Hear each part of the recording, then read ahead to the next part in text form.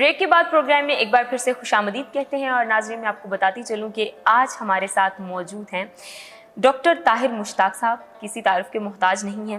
Associate ڈین ہیں school of sciences and technology کے. اس شعبے سے آپ کو 25 سال ہو گئے اس شعبے سے وابستہ ہیں، جس میں سے پنجاب یونیورسٹی میں GCU میں اپنی خدمات سر انجام دے چکے ہیں. اس کے علاوہ 15 سال UMT میں اس شعبے کے حوالے سے اپنی خدمات جو ہیں وہ سر انجام دے رہے ہیں.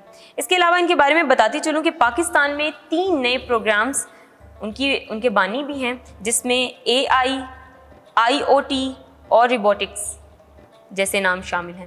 آپ کو سر ہم اپنی نشریات میں خوش آمدید کہتے ہیں کہ آپ نے ایک بار پھر ہمارے لیے وقت نکالا، ہمارے لیے بڑے اعزاز کی بات ہے. ناظرین، جس طرح سے آپ جانتے ہیں کہ آج کا ہمارا جو موضوع ہے وہ اسلام اور جدید سائنس کے حوالے سے ہے، اور ڈاکٹر صاحب سے جو ہماری گفتگو ہوگی وہ بھی اسی حوالے سے ہوگی.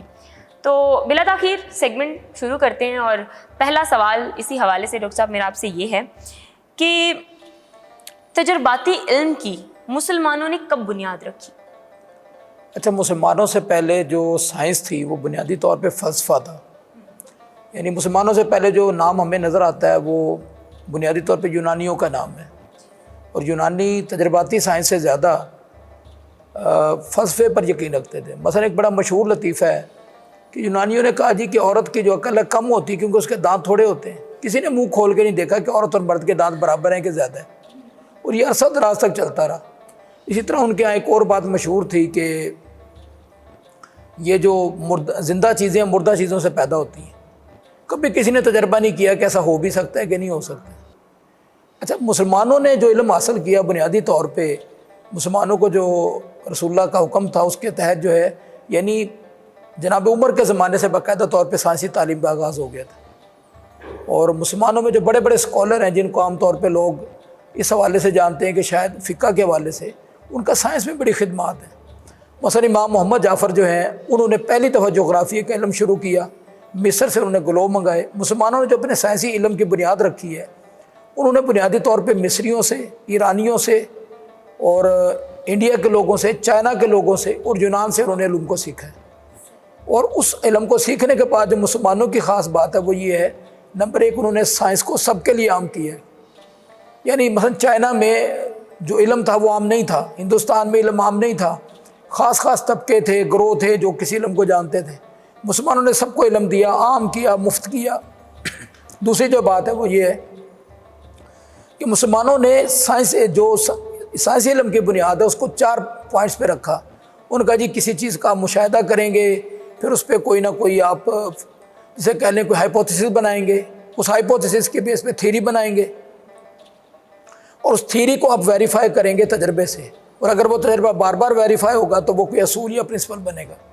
یہ وہ دائرہ ہے جنہوں نے متعین کیا اور اس پہ چلے. آپ دیکھیں اسی وجہ سے دنیا کا پہلی صدی ہجری میں مسلم ورلڈ میں بہت بڑا سائنٹسٹ پیدا ہوا جس کا نام جابر ابن حیان تھا. اور جابر ابن حیان جو ہے موجودہ کیمسٹری کا بانی ہے، یعنی شورے کا تیزاب اور نائٹرک ایسڈ اور پتہ نہیں کیا کچھ اس نے بنایا. تو آپ کہہ سکتے ہیں کہ مسلمانوں نے بہت تھوڑی مدت کے اندر، خاص طور پہ عرب مسلمانوں نے 100 سال کے اندر یہ تمام علوم کو حاصل کیا، سیکھا، اور پھر اس کو تجربات کی بنیاد پہ انہوں نے ویریفائی کیا، اور ویریفائی کر کے تمام دنیا کے لوگوں نے عام کر دیا. انہوں نے اسے اپنے تک محدود نہیں رکھا. صحیح. ڈاکٹر صاحب اسی حوالے سے میرا ایک اور سوال ہے، بڑا اہم سوال ہے کہ جدید دور میں ہم لوگ سائنس میں ترقی کیوں نہیں کر پا رہے؟ اس کی وجوہات دیکھیں، اس کی ایک وجہ ہے نا، میں نے آپ سے عرض کی ہے کہ پہلے پچھلے پروگرام میں بھی عرض کیا تھا کہ مسلمانوں کے ساتھ جو کچھ ہوا ہے کہ تقریباً ساری کی ساری مسلم دنیا غلام ہو گئی. سب کانٹیننٹ غلام ہو گیا، اسپین سے ہمارے آثار ختم ہو گئے. اور یہ جو دور زوال کسی قوم پہ آتا ہے نا، ہمیشہ ایک بات یاد رکھیں، وہ اس وجہ سے نہیں آتا کہ وہ جسمانی طور پہ کمزور ہو جاتے ہیں، بلکہ اس وجہ سے آتا ہے کہ ان کی پریورٹیز بدل جاتی ہیں. مثلا ہمارے اگر آپ لٹریچر کو پڑھیں، ہندوستان کے بارے میں دیکھیں، جہاں پہ علی گڑھ بنا ہے، ایک بہت بڑا ادارہ بنا، کتنے علی گڑھ بنے.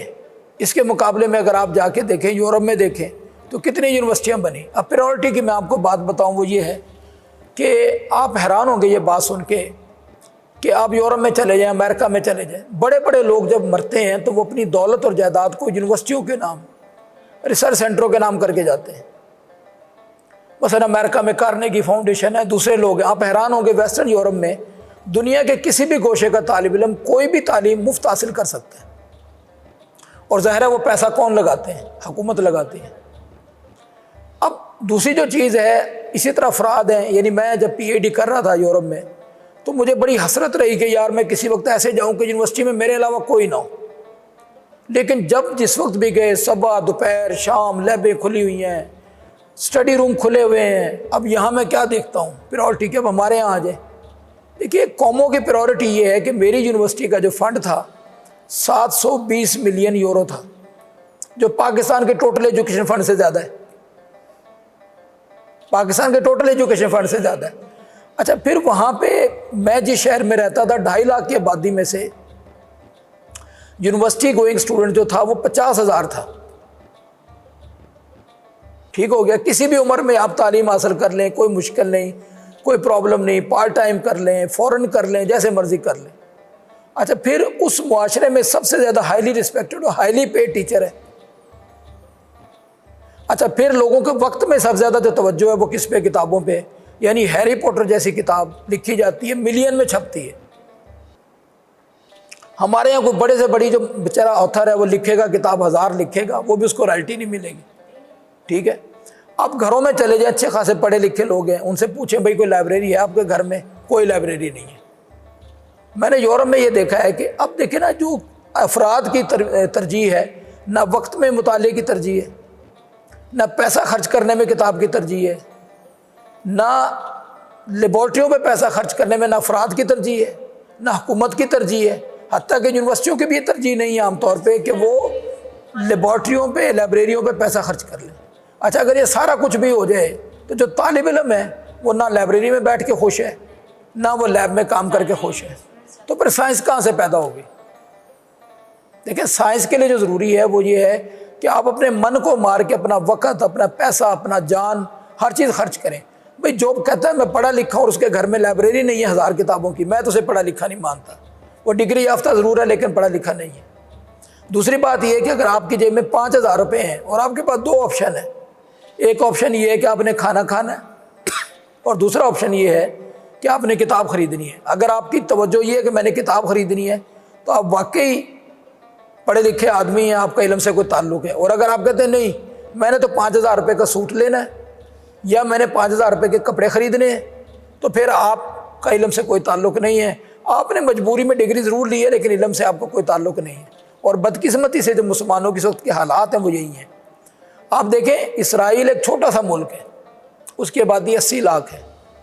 اسرائیل میں موجود نمبر آف سائنٹسٹ جو ہے ان کی تعداد تمام مسلم دنیا سے زیادہ ہے، تمام مسلم دنیا سے زیادہ ہے. بالکل درست فرمایا. ڈاکٹر صاحب اسی حوالے سے میرا اگلا ایک بڑا اہم سوال ہے جس کے بارے میں ہمارے اسٹوڈنٹس کو پتہ ہونا چاہیے. انڈسٹری 4.0 یہ کیا ہے؟ دیکھیے بنیادی طور پہ جو دنیا میں تبدیلیاں آئی ہیں نا، ان کو 5 ریولوشن میں تقسیم کیا جاتا ہے. ایک انڈسٹری 0 تھا جس میں پہیہ ایجاد ہوا. ایک بات ہمیشہ یاد رکھ لیں، مولانا مودودی کہتے ہیں کہ دنیا میں یہ جو دنیا اللہ کا باغ ہے، اس باغ کو سنوارنے کی، کریٹیوٹی کی، جس میں زیادہ صلاحیت ہوتی ہے کسی قوم میں، اسے اللہ تعالیٰ اختیار دے دیتا ہے، چاہے ان کی تعداد تھوڑی ہے یا زیادہ ہے.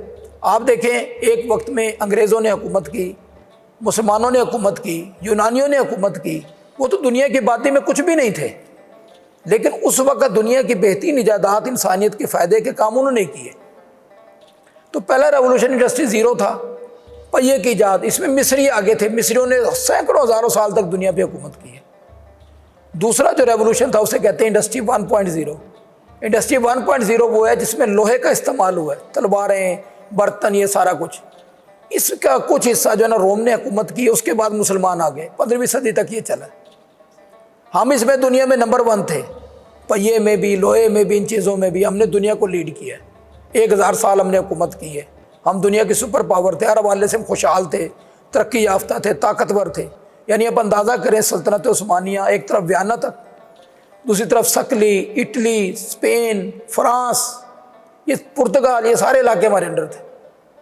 دوسرا ریولوشن ہوا 15ویں صدی کے بعد. 17ویں صدی میں اپنے عروج پہ پہنچے. اسے کہتے ہیں میکینیکل انجینئرنگ. اس میکینیکل انجینئرنگ میں مسلمان پیچھے رہ گئے، طالب علم کی حیثیت سے صرف ترک اس میں شامل رہے ہیں۔ یہی وجہ ہے کہ 1917 تک ترکوں کی حکومت ختم نہیں ہوئی۔ ہندوستان نے میکینیکل انجینئرنگ کو اڈاپٹ ہی نہیں کیا۔ آپ دیکھیں جو یہاں پہ فتح کیا انگریز نے ہمیں، جدید ہتھیار، مقامی لوگوں کی غداری اور ریلوے کی مدد سے کیا۔ میکینیکل انجینئرنگ سیکنڈ تھا، اس میں لیڈ کس نے کیا؟ یورپ نے۔ میکینیکل انجینئرنگ کی مدد سے انہوں نے جہاز بنائے، بحری جہاز بنائے اور ساری دنیا پہ تقریباً قبضہ کر لیا۔ تیسرا جو ریولوشن ہے وہ شروع ہوا ہے جس کو کہتے ہیں انڈسٹری 3.0، کمپیوٹرائزیشن۔ اس انقلاب میں جو آگے ہیں آج، جس کو آپ خوشحال کہتے ہیں، جتنے ملک ہیں، وہ اس وجہ سے نہیں ہے کہ معدنیات ہیں، وہ اس وجہ سے نہیں ہے کہ ان کے پاس افراد زیادہ ہیں، وہ اس وجہ سے ہیں کہ ان کے پاس یہ ٹیکنیکل سکل زیادہ ہیں۔ اور کمپیوٹرائزیشن میں دنیا میں نمبر 1 کون ہے؟ امریکہ، Japan, Europe, Singapore, Korea, India. کیا وہ دنیا کے خوشحال ترین لوگ نہیں ہیں؟ سنگاپور کو آپ دیکھیں نا، ایک جزیرہ ہے، کوئی معدنیات نہیں ہے، کوئی سونا نہیں ہے، کوئی چاندی نہیں ہے، کوئی تیل نہیں ہے، کوئی گیس نہیں ہے، اور وہ دنیا کے خوشحال ترین لوگ ہیں۔ چوتھا جو ریولوشن آیا یہ جرمنی سے شروع ہوا ہے، اور میں اس ریولوشن کے حوالے سے ایک بات کہنا چاہتا ہوں کہ میں ان خوش نصیب لوگوں میں سے ہوں کہ جنہوں نے اس انڈسٹری 4.0 کو جب بن رہا تھا، ہم نے بینگ اسٹوڈنٹ اس میں پارٹیسپیٹ کیا ہے۔ وہاں پہ ایک جرمنی اور آسٹریا میں لیبارٹری ہیں، ان کو کہتے ہیں انفینیون اور جونیم۔ وہاں پہ یہ آئیڈیا ہے، اس کو کہتے ہیں انٹرنیٹ آف دا تھنگس۔ یہ انٹرنیٹ آف دا تھنگس، یہ انڈسٹری 4.0 کا مطلب یہ ہے کہ ہر چیز پہ سینسر، ہر چیز کا ڈیٹا، اور وہ ڈیٹا دنیا میں at any time, at any place, at anywhere وہ آپ لے سکتے ہیں، اور وہ جو ڈیٹا ہے اس کا لے کے آپ کوئی بھی پریڈکشن کریں، آپ کام کریں، آپ کنٹرول کریں۔ 2020 میں 7 ارب سینسر تھے جو لگ چکے تھے، اور 2030 تک اندازہ یہ ہے کہ دنیا میں 20 کروڑ نئی جابیں پیدا ہوں گی آئی او ٹی انڈسٹری 4.0 کی وجہ سے، اور 10 کروڑ لوگ بے روزگار ہو جائیں گے۔ اور اب آپ یہ دیکھیں کہ اس میں جو انڈسٹری 4.0 ہے، اس میں آپ کو ایک مزے کی بات بتاؤں کہ ہم کہاں کھڑے ہیں۔ یعنی آپ حیران ہوں گے یہ بات سن کے کہ انڈسٹری 4.0 کا پاکستان میں جو آغاز کیا ہے، کام جو شروع کیا ہے، ہمارے ایک دوست ہیں ڈاکٹر عدنان، وہ MIT سے ٹریننگ لے کر آئے، ہم نے ان سے ٹریننگ لی۔ ایک ڈاکٹر وجاہت قاضی تھے، یہ 3 لوگ تھے جنہوں نے یہ کام شروع کیا تھا۔ لاہور کی پہلی 2 لیبیں ہمارے پاس تھی اور ڈاکٹر عدنان کے پاس تھی ITU میں۔ اور اب ہمارے اسٹوڈنٹ، ہم لوگ کوشش کر رہے ہیں کہ یار کسی بھی طریقے سے فاسٹ کے اندر، باقی اداروں کے اندر یہ شروع ہو سکے۔ یعنی اس وقت IIT انڈیا میں کوئی شعبہ ایسا نہیں ہے جس میں انڈسٹری 4.0 یعنی ڈیجیٹائزیشن پہ کام نہیں ہو رہا۔ آپ اندازہ کریں کہ یہ کتنا بڑا بزنس ہے کہ 2020 میں اس کا جو بزنس ہے $3.5 ٹریلین ہے، اور یہ غریب آدمی کی ٹیکنالوجی ہے۔ مزے کی بات، یعنی ہم یہاں لیب میں کام کرتے ہیں، جب لوگوں کو بتاتے ہیں کہ یار ہم نے یہ کیا، وہ کیا، آٹونومس کار بنائی، فلاں کی، وہ کہتے ہیں ڈاکٹر صاحب بڑا خرچہ ہوتا ہوگا۔ تو میں جب ہنس کے کہتا ہوں یہ بورڈ 300 روپے کا ہے، یہ سینسر 50 روپے کا، انہیں یقین نہیں آتا۔ اب آپ یہ دیکھیں کہ جو مثلا میں ایک مثال دے رہا ہوں، آنے والے دور میں آٹونومس کاریں آئیں گی، ڈرائیور لیس کار ہوں گی، کتنا بڑا شعبہ ہے جس میں ڈرائیور کھپ رہے ہیں، آئندہ ڈرائیوروں کی ضرورت ہی نہیں ہے۔ تو یہ وہ ریولوشن ہے جو غریب آدمی کا ریولوشن ہے، اور یہ جو ریولوشن ہے انڈسٹری 4.0، یہ بنیادی طور پہ الیکٹریکل انجینئرنگ، اس میں الیکٹریکل انجینئرنگ میں آٹومیشن، وائرلیس نیٹورک، اور کمپیوٹر سائنس، اور کمپیوٹر سائنس میں AI، machine learning, blockchain, اور اسی طریقے سے آپ کے پاس جو ہے جسے کہہ رہے ہیں کلاؤڈ کمپیوٹنگ، ان کی مرجنگ ہے۔ صحیح۔ ڈاکٹر صاحب آپ نے انڈسٹری 4.0 کے بارے میں تو کافی تفصیل سے فرمایا، اسی حوالے سے میرا ایک اور سوال ہے کہ مسلم دنیا انڈسٹری 5.0 وہ کہاں؟ دیکھیں انڈسٹری 5.0 جاپان نے ایجاد کی ہے، اور اس کا مطلب ہے، اس کو کہتے ہیں ڈیجیٹائزیشن آف سوسائٹی، یعنی ہر چیز میں ہر جگہ پر روبوٹ کا استعمال ہوگا۔ اور یہ اتنی خوفناک چیز ہے کہ آپ یوں سمجھ لیں کہ آئندہ ڈیجیٹل آرمی کی بات ہو رہی ہے، ان آرمڈ وہیکل، ان آرمڈ ایروپلین، حتیٰ کہ انسانوں کی جگہ روبوٹ ہوں گے جو جنگ لڑیں گے۔ یہ AI کا ریولوشن ہے، اور AI کا مطلب کیا ہے؟ آج تک ہم خوش تھے، ہم نے ہتھیار خرید لیے، وہ مکینیکل تھے ہتھیار، مینول تھے، آپ چلا لیتے تھے۔ اب ایک روبوٹ ہے، آپ نے خریدا ہے، اگر وہ آپ کا دوست جس سے خریدا ہے وہ آپ کا دشمن ہو جائے، وہ ایک کمانڈ دے گا اور آپ کا روبوٹ آپ کو گولی مار دے گا، آپ کی کچھ بھی سیف نہیں ہے۔ یہ جو انڈسٹری 5.0 ہے اس کے لیے جو سب سے بڑی ضرورت ہے وہ یہ ہے کہ مسلم دنیا اپنی چپس بنائے. اب آج میں آپ کے سامنے بیٹھا ہوں, مجھے نہیں پتا یہ میرا موبائل فون ہے, یہ میری باتوں کو کہاں کہاں پہ پہنچا رہا ہے. ہر ایک کے اندر ایک اسپائی ویئر انسٹال ہے. ہمارے کمپیوٹر ہماری کون کون سی باتیں پہنچا رہے ہیں. ہم کہہ رہے ہیں جی ہماری ایجنسیاں بڑی ہیں, فلاں ہیں, یہ ہے وہ. بھائی آپ کا کچھ بھی محفوظ نہیں ہے, اس لیے کہ جو چیز انٹرنیٹ پہ وہ سیف نہیں ہے. جب آپ اپنا کمپیوٹر بنا ہی نہیں رہے, ہمیں کیا پتا اس کے اندر کیا ہے. تو یہ جو انڈسٹری 5.0 ہے یہ آپ کے ڈیفنس کے لیے مسئلہ ہے, یہ آپ کی ترقی کے لیے مسئلہ ہے. اب میں آپ کو ایک مزے کی بات بتاؤں, ہم انڈسٹری 4.0 پہ کام کر رہے تھے. ہمیں سعودی عرب سے ایک پروجیکٹ آیا, ہم نے اس پہ کام شروع کیا. تو وہاں اب سعودی عرب میں کنگ عبدالعزیز یونیورسٹی کی بات بتا رہا ہوں, وہاں پہ ایک ڈاکٹر خیری تھی, تو مجھے کہتی ہیں کہ پروفیسر تم جو یہ کام کر رہے ہو کیا ہم یہاں پہ کر سکتے ہیں؟ جی میں نے کہا کر سکتے ہیں, ہماری ہیلپ کرو. میرا ایک عراقی اسٹوڈنٹ انس بکری, میں نے کہا بھائی انس بکری ان کو ذرا عربی میں سمجھاؤ. اس نے سمجھایا تو مجھے کہتی ہے I want to develop the lab, how much will be the cost. اب میں نے پاکستانی اسٹائل میں کہا جی بہت مہنگا ہے جی. کہتے ہاؤ مچ. تو میں نے وہ 20 لاکھ روپے کو کنورٹ کیا ڈالروں میں, چلیں جتنے بھی ہیں بہر. میں نے کہا جتنے. کہتے not so much, is it possible کہ we can develop the lab. اور وہ ملک اس کے اندر آپ اندازہ کریں کہ کنگ عبدالعزیز یونیورسٹی میں, کنگ فہد یونیورسٹی میں, حتیٰ کہ مصر میں ہم نے گائیڈ کیا ہے, ان کے پاس IoT کی لیب ہی نہیں ہے اور پیسہ ہے. اچھا وہ کہتے ہیں جی ہم نے فورن پروفیسر منگائے ہیں, گورے منگائے ہیں. بھائی گورے کیوں بتائیں گے آپ کو, فورن کیوں منگائیں گے؟ یعنی میری خوش نصیبی یہ ہے کہ میں جرمنی میں تھا جب یہ ڈیولپ ہو رہا تھا, تو میں وہاں پڑھتا تھا, اور مجھے ابھی بھی یاد پڑتا ہے کہ میرے ساتھ کے لوگ میرا مذاق اڑاتے تھے 2 باتوں پہ. ایک یہ کہ پروفیسر تیری PhD سے ٹھک ٹھک کی آواز آئے گی کیونکہ تو جاگنگ کرتا ہے. دوسری بات, یار تم پیپر کیوں نہیں لکھتے, تم کتابیں پڑھی جاتے ہو, کورس پڑھی جاتے ہو. ہم نے 3 Idiots دیکھی تھی, ہم کہتے تھے گیان بٹ رہا ہے, مفت میں بٹ رہا ہے, لوٹ لو جو کچھ لوٹنا ہے. تو 4 کورس وہاں پہ مست تھے, میں نے 46 پڑھے تھے. آج اس کی مہربانی ہے کہ وہ چیزیں میں یہاں پہ کروا رہا ہوں. UMT کے حوالے سے ہی تھا سوال میرا کہ UMT میں ہونے والی انڈسٹری جو 4.0 پر جو اچھا UMT میں اس حوالے سے میں اپنے آپ کو خوش نصیب سمجھتا ہوں کہ میں UMT کے ساتھ ہوں 1999 سے پرماننٹ, اور 97 سے وزٹنگ میں. مرحوم اسد صاحب کا ایک ماٹو تھا skill set and value addition. تو میں نے یہاں پہ ان دوستوں کو یہاں پہ آ کے کہا, ابے شیروانی صاحب تھے, حسن صاحب مرحوم تھے, کہ ہم یہ لیب بناتے ہیں, اور ہمارے ڈین تھے ڈاکٹر شوکت صاحب, تو DLD کے لیب بنا رہے تھے. میں نے کہا یار یہ چیزیں ہیں اگر آپ IoT کا کر لیں. تو انہوں نے اجازت دی, اور ہم نے انیشلی 5-6 لاکھ کا سامان منگایا, پھر آہستہ آہستہ آہستہ اس کو بڑھاتے چلے گئے. اور اب ہمارے پریزیڈنٹ ہیں ابراہیم حسن مراد صاحب, تو میں نے ان سے ریکویسٹ کی, تو انہوں نے میری ریکویسٹ پہ ہائی سپیڈ کمپٹیشن لیب کے لیے تقریباً 1.5 کروڑ, اور روبوٹکس کی لیب کے لیے 2.5 کروڑ, اور ہماری لیب کے لیے انہوں نے تقریباً 1 کروڑ روپے کا سامان دیا. تو اس وقت میں اگر یہ کہنا چاہوں کہ انڈسٹری 4.0 کے حوالے سے لاہور کی بیسٹ لیب اور بیسٹ اکوپمنٹ ہمارے پاس ہے. لاہور کی میں بات کر رہا ہوں, دنیا کی نہیں. تو اس میں کوئی شک والی بات نہیں. اور ہم اس میں جو کام کر رہے ہیں IoT کے مختلف شعبے, smart home, smart city, smart health, smart agriculture, IoT security, اس پہ کر رہے ہیں. تو جو بھی پروگرام دیکھ رہے ہیں میں ان سب کو یہ دعوت دینا چاہتا ہوں کہ ہماری ان ایڈوانس لیبس کے اندر کوئی بھی بندہ اگر وہ UMT کا ہے یا UMT کا نہیں ہے, اگر وہ ریسرچ کرنا چاہتا ہے, ٹریننگ کرنا چاہتا ہے, تو وہ گیٹ پر آ کر میرا نام بتائے. ہی از آلویز ویلکم. ہمیں خوشی ہوگی وہ ہماری لیب میں اگر ہمارے ساتھ کام کرے گا. دیکھیے دنیا جو ہے اس وقت انفارمیشن ٹیکنالوجی کی, خاص طور پہ انڈسٹری 4.0 5.0 کی ہے. آپ دیکھیے پچھلے سال جرمنی نے ریکویسٹ کی ہم سے کہ 25 لاکھ جاب خالی ہیں, آپ بندے بھیج دیں. 15 لاکھ جاب کینیڈا میں ہے. یعنی تقریباً اس وقت جو انفارمیشن ٹیکنالوجی ہے, انڈسٹری 4.0 ہے, 5.0 ہے, اس کے حوالے سے دنیا میں ورلڈ وائڈ 2 کروڑ سے زیادہ جاب خالی ہیں.